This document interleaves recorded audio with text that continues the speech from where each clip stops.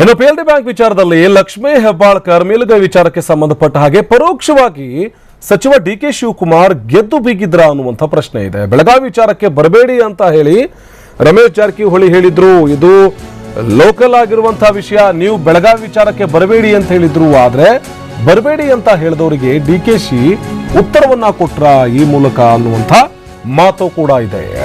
ಲಕ್ಷ್ಮೀ ಹೆಬ್ಬಾಳ್ಕರ್ ಮೂಲಕವಾಗಿಯೇ ಬೆಳಗಾವಿಗೆ ಬರಬೇಡಿ ಅಂತ ಹೇಳಿದವರಿಗೆ DK ಶಿವಕುಮಾರ್ ಉತ್ತರವನ್ನ ಕೊಡಿಸಿದ್ದಾರೆ. ಶಾಸಕಿ ಲಕ್ಷ್ಮೀ ಹೆಬ್ಬಾಳ್ಕರ್ ಪರವಾಗಿ ಸಚಿವ DK ಶಿವಕುಮಾರ್ ನಿಂತಿದ್ರು. ಇದೇ ವಿಚಾರಕ್ಕೆ ಸಂಬಂಧಪಟ್ಟ ಹಾಗೆ ರಮೇಶ್ ಜಾರಕಿಹೊಳಿ ಜೊತೆಗೆ DK ಶಿವಕುಮಾರ್ ಮಧ್ಯ ಅಸಮಾಧಾನ ಕೂಡ ಹೊಗೆಯಾಡಿತ್ತು. ಬೆಳಗಾವಿ ವಿಚಾರಕ್ಕೆ ಬರಬೇಡಿ ಅಂತ ಹೇಳಿ ಸಚಿವ ರಮೇಶ್ ಜಾರಕಿಹೊಳಿ ಹೇಳಿದ್ರು. ಹೀಗಾಗಿ 2 ದಿನ ದೆಹಲಿಯಲ್ಲಿ ಬೀಡು ಬಿಟ್ಟಿದ್ರು DK ಶಿವಕುಮಾರ್. ಹೈಕಮಾಂಡ್ ಮೂಲಕ ಸ್ಪಷ್ಟವಾದಂತಹ ಮಾಹಿತಿಯನ್ನು ರವಾನಿಸಿದ್ದಾರೆ DKಶಿ. ರಾಜ್ಯ ಉಸ್ತುವಾರಿ ವೇಣುಗೋಪಾಲ್ ಜೊತೆಯೂ ಕೂಡ ಚರ್ಚೆಯನ್ನು ನಡೆಸಿದ್ರು. ವರಿಷ್ಠರ ಎಂಟ್ರಿ ಬಳಿಕ ಜಾರಕಿಹೊಳಿ ಬ್ರದರ್ಸ್ ತಣ್ಣಗಾದ್ರು. ತನಗೆ ಹಿಡಿತ ಗೊತ್ತಿದೆ ಎನ್ನುತ್ತಲೇ DKಶಿ ಹಿಡಿತವನ್ನ ಸಾಧಿಸಿದ್ದಾರೆ. ಬೆಳಗಾವಿ ಜಿಲ್ಲೆಯಲ್ಲೂ ಕೂಡ ಸಚಿವ DK ಶಿವಕುಮಾರ್ಗೆ ಹಿಡಿತ ಇದೆಯಾ ಅನ್ನುವಂಥದ್ದು ಕೂಡ ಸಾಬೀತಾಗ್ತಾ ಇದೆ.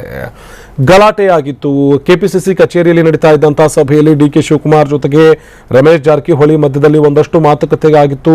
ಏರು ಧ್ವನಿಯಲ್ಲಿ ಇಬ್ರು ನಾಯಕರು ಮಾತನಾಡಿಕೊಂಡಿದ್ರು. ಆ ಸಂದರ್ಭದಲ್ಲಿ ರಮೇಶ್ ಜಾರಕಿಹೊಳಿ ಅವರು ಹೇಳಿದ್ರಂತೆ, ಬೆಳಗಾವಿ ವಿಚಾರಕ್ಕೆ ಬರಬೇಡಿ, ಬೆಳಗಾವಿ ಏನಿದ್ರು ನಮ್ದು ಅಲ್ಲಿ ಲೋಕಲ್ ಇರುವಂತಹ ಇಶ್ಯೂ ನಾವು ರಿಸಾಲ್ವ್ ಮಾಡ್ತೀವಿ, ಬೆಳಗಾವಿ ವಿಚಾರಕ್ಕೆ ಬರಬೇಡಿ ಅಂತ ಹೇಳಿದ್ರು. ಆದ್ರೆ ಬೆಳಗಾವಿ ವಿಚಾರಕ್ಕೆ ಬರದೆ ಲಕ್ಷ್ಮೀ ಹೆಬ್ಬಾಳ್ಕರ್ ಅವರ ಮೂಲಕ ರಮೇಶ್ ಜಾರಕಿಹೊಳಿ ಅವರಿಗೆ DK ಶಿವಕುಮಾರ್ ಉತ್ತರವನ್ನ ಕೊಟ್ಟರು ಅನ್ನೋದು ಸದ್ಯ ಇಲ್ಲಿ ಸಾಬೀತಾಗ್ತಾ ಇದೆ.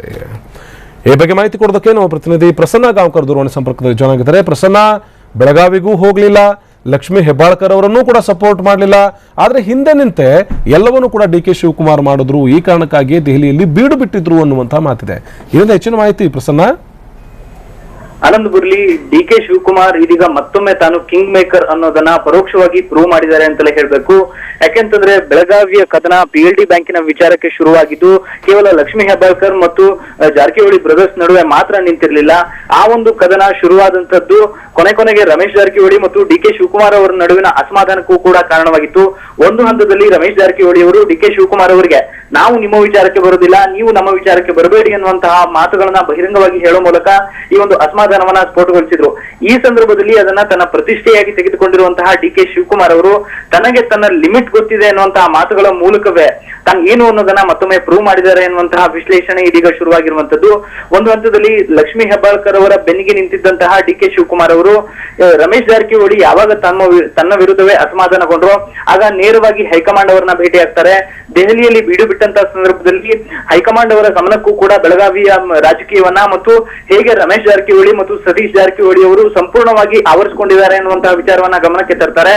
ಇದರ ಜೊತೆಗೆ ಲಕ್ಷ್ಮೀ ಹೆಬ್ಬಾಳ್ಕರ್ ಪರವಾಗೂ ಕೂಡ ದೆಹಲಿಯಲ್ಲಿ AICC ಮಟ್ಟದಲ್ಲಿ ಅವರು ಲಾಬಿಯನ್ನ ಮಾಡಿದ್ದಾರೆ. ಆ ಮೂಲಕ ಬೆಳಗಾವಿಗೆ ಹೋಗದೆಯೇ ಬೆಂಗಳೂರಿನಲ್ಲೇ ಕುಳಿತೆ ಒಂದು ಹಂತದಲ್ಲಿ ತಮ್ಮ ಪ್ರಭಾವವನ್ನ ಬಳಸಿಕೊಂಡು ಲಕ್ಷ್ಮೀ ಹೆಬ್ಬಾಳ್ಕರ್ ಅವರ ಗೆಲುವಿಗೆ DK ಶಿವಕುಮಾರ್ ಅವರು ಶ್ರಮಿಸಿದ್ದಾರೆ ಅನ್ನುವಂತಹ ಮಾತುಗಳು ಇದೀಗ ಕೇಳಿ ಬರ್ತಾ ಇದ್ದಾವೆ.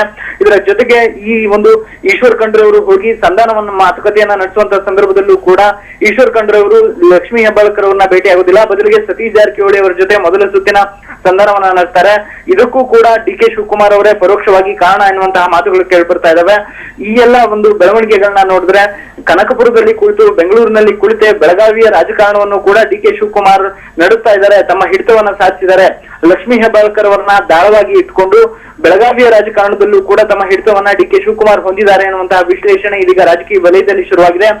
DK ಶಿವಕುಮಾರ್ ಅವರ ಮಾತುಗಳನ್ನ ಕೇಳಿದ್ರೆ ಮತ್ತು ಅವರ ಮುಖದಲ್ಲಿ ಈ ಸಂದರ್ಭದಲ್ಲಿ ಮಂದಹಾಸವನ್ನ ನೋಡಿದ್ರೆ ಇದು ಸ್ಪಷ್ಟವಾಗಿ ಗೊತ್ತಾಗುತ್ತೆ.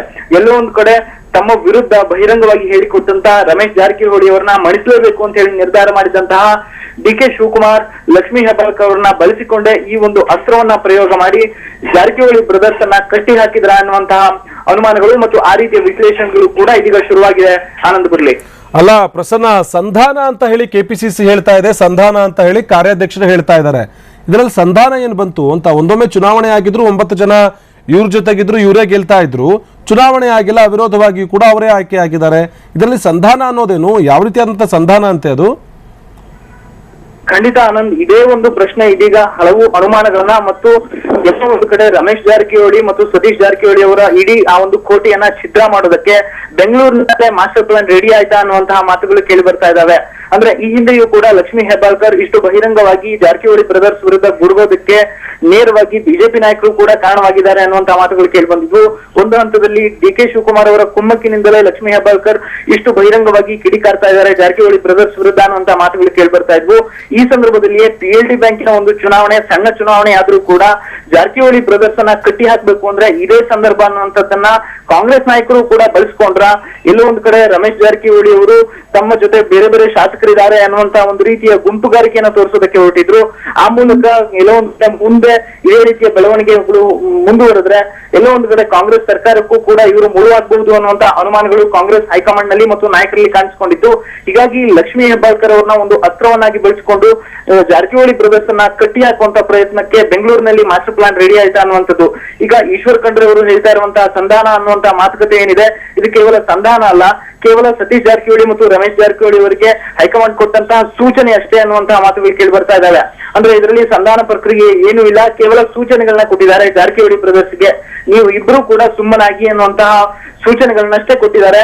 ಸಂಧಾನ ಅನ್ನುವಂಥದ್ದು ಕೇವಲ ಮಾಧ್ಯಮಗಳಿಗೆ ಬಿಂಬಿಸಲಾಗ್ತಾ ಇದೆ ಅನ್ನುವಂತಹ ಮಾತುಗಳು ಕೂಡ ಕೇಳಿ ಬರ್ತಾ ಇದಾವೆ. ಈ ಎಲ್ಲ ಬೆಳವಣಿಗೆಗಳನ್ನ ನೋಡಿದ್ರೆ ಎಲ್ಲೋ ಒಂದ್ ಕಡೆ ಕಾಂಗ್ರೆಸ್ ಹೈಕಮಾಂಡ್ ರಮೇಶ್ ಜಾರಕಿಹೊಳಿ ಮತ್ತು ಸತೀಶ್ ಜಾರಕಿಹೊಳಿ ಎರಡೂ ಬಣಗಳನ್ನ ಸಂಪೂರ್ಣವಾಗಿ ಕಟ್ಟಿ ಹಾಕೋದಕ್ಕೆ ಹೆಬ್ಬಾಳ್ಕರ್ ಅವರ ಈ ಬೆಳವಣಿಗೆಗಳನ್ನ ಬಳಸಿಕೊಳ್ತು. ನಿನ್ನೆವರೆಗೂ ಕೂಡ ಸುಮ್ಮನಿದ್ದಂತಹ ರಾಜ್ಯ ನಾಯಕರು ಕೂಡ ಕೊನೆಯ ಹಂತದಲ್ಲಿ AICC ಎಂಟರ್ ಆದ ತಕ್ಷಣವಷ್ಟೇ ಅದನ್ನ ಶಮನ ಮಾಡುವಂತ ಪ್ರಯತ್ನ ಮಾಡಿದ್ರು.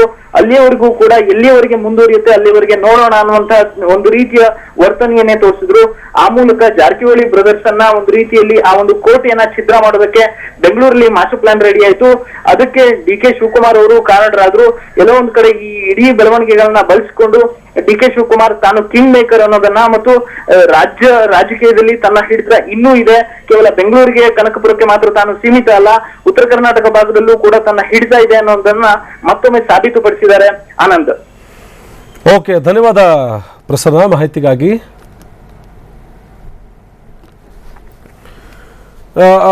ಹೇಳ್ತಾ ಇದ್ರು ಇಂಥದ್ದೇ ಒಂದು ಕಡಿವಾಣ ಹಾಕಬೇಕು, ಬೆಳಗಾವಿ ಅಂದ್ರೆ ಜಾರಕಿಹೊಳಿ ಬ್ರದರ್ಸ್ ಅನ್ನುವಂತಹ ಮಾತಿತ್ತು, ಅದೆಲ್ಲದಕ್ಕೂ ಕಡಿವಾಣ ಹಾಕಬೇಕು, ವ್ಯಕ್ತಿಗಿಂತ ಪಕ್ಷ ಮುಖ್ಯ ಅನ್ನೋದನ್ನ ಗಮನದಲ್ಲಿಟ್ಕೊಂಡೆ ಎಲ್ಲೋ ಒಂದು ಕಡೆ ಕಾಂಗ್ರೆಸ್ ಪಕ್ಷವೇ ರಮೇಶ್ ಜಾರಕಿಹೊಳಿ ಸತೀಶ್ ಜಾರಕಿಹೊಳಿ ಅವರನ್ನ ಕಟ್ಟಿ ಹಾಕೋದಕ್ಕೆ ಗೇಮ್ ಪ್ಲಾನ್ ಏನಾದ್ರು ಮಾಡ್ತಾ ಆ ಮೂಲಕ ಲಕ್ಷ್ಮೀ ಹೆಬ್ಬಾಳ್ಕರ್ ಏನಾದ್ರು ದಾಳ ಆದ್ರ ಅಂತ.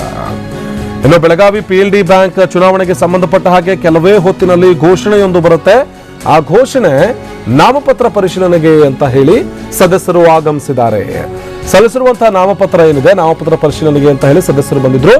ಲಕ್ಷ್ಮೀ ಹೆಬ್ಬಾಳ್ಕರ್ ಅವರ ಬೆಂಬಲಿತವಾಗಿದ್ದಂತಹ ಬೆಂಬಲಿಗರ 9 ಜನರ ಸದಸ್ಯರ ಗುಂಪೇನಿತ್ತು, ಅದು PLD ಬ್ಯಾಂಕ್ಗೆ ಬಂದಿದೆ. ಇನ್ನು ಕೆಲವೇ ಹೊತ್ತಿನಲ್ಲಿ ಒಂದು ಘೋಷಣೆ ಬರುತ್ತೆ, ಅದು ಅಧಿಕೃತವಾಗಿ ಮಹದೇವ್ ಪಾಟೀಲ್ ಅಧ್ಯಕ್ಷರಾಗಿ ಆಯ್ಕೆಯಾಗಿದ್ದಾರೆ ಎನ್ನುವಂತ ಅಧಿಕೃತ ಘೋಷಣೆ. ಅದರ ಜೊತೆಗೆ ಬಾಪು ಸಾಹೇಬ್ ಜಮಾದಾರ್ ಉಪಾಧ್ಯಕ್ಷರಾಗಿ ಆಯ್ಕೆಯಾಗಿದ್ದಾರೆ ಎನ್ನುವಂತ ಘೋಷಣೆ. ಇದೊಂದೇ ಘೋಷಣೆ ಒಂದೇ ಬಾಕಿ ಉಳಿದಿದೆ. ಈಗ ಎಲ್ಲಾ ಪ್ರಕ್ರಿಯೆಗಳು ಮುಗಿದು ಹೋಗಿದೆ, ನಾಮಪತ್ರ ಸಲ್ಲಿಕೆಯಾಗಿದೆ. ನಾಮಪತ್ರ ಸಲ್ಲಿಸಿದ ನಂತರದಲ್ಲಿ ವಿರುದ್ಧವಾಗಿ ಯಾವುದೇ ನಾಮಪತ್ರಗಳು ಸಲ್ಲಿಕೆಯಾಗಿಲ್ಲ. ಹೀಗಿರುವಾಗ ಉಳಿದಿರೋದು ಒಂದೇ ಘೋಷಣೆ ಬಾಕಿ ಇದೆ, ಅದು ಅಧಿಕೃತವಾಗಿ ಮಹದೇವ್ ಪಾಟೀಲ್, ಬಾಪು ಸಾಹೇಬ್ ಪಾಟೀಲ್ ಇಬ್ರೂ ಕೂಡ ಬಾಪು ಸಾಹೇಬ್ ಜಮಾದಾರ್ ಇಬ್ರೂ ಕೂಡ ಅಧ್ಯಕ್ಷ ಉಪಾಧ್ಯಕ್ಷರಾಗಿ ಆಯ್ಕೆಯಾಗಿದ್ದಾರೆ ಎನ್ನುವಂತ ಘೋಷಣೆಯನ್ನ ಚುನಾವಣಾಧಿಕಾರಿ ಮಾಡೋದೊಂದೇ ಬಾಕಿ ಉಳಿದಿದೆ. ಈ ಬಗ್ಗೆ ಮಾಹಿತಿ ಕೊಡೋದಕ್ಕೆ ನಮ್ಮ ಪ್ರತಿನಿಧಿ ಸಹದೇವ್ ಮಾನ್ಯ ದೂರವಾಣಿ ಸಂಪರ್ಕದಲ್ಲಿ ಜಾಯ್ನ್ ಆಗಿದೆ. ಸಹದೇವ್, ಸದ್ಯ ಎಲ್ಲವೂ ಕೂಡ ಮುಗಿದು ಹೋಗಿದೆ, ಈಗೇನಿದ್ರು ಕೂಡ ನಿಮಿತ್ತವಾಗಿ ಒಂದಷ್ಟು ಘೋಷಣೆಗಳಾಗಬೇಕು. ತಾಂತ್ರಿಕವಾಗಿ ಅವರಿಬ್ಬರು ಅಧ್ಯಕ್ಷ ಉಪಾಧ್ಯಕ್ಷರಾಗಿ ಆಯ್ಕೆಯಾಗಿದ್ದಾರೆ ಅಂತ ಈ ನಡೀತಾ ಇದೆ. PLD ಬ್ಯಾಂಕ್ ನಲ್ಲಿ ಚುನಾವಣಾಧಿಕಾರಿ ಏನ್ ಹೇಳ್ತಿದ್ದಾರೆ?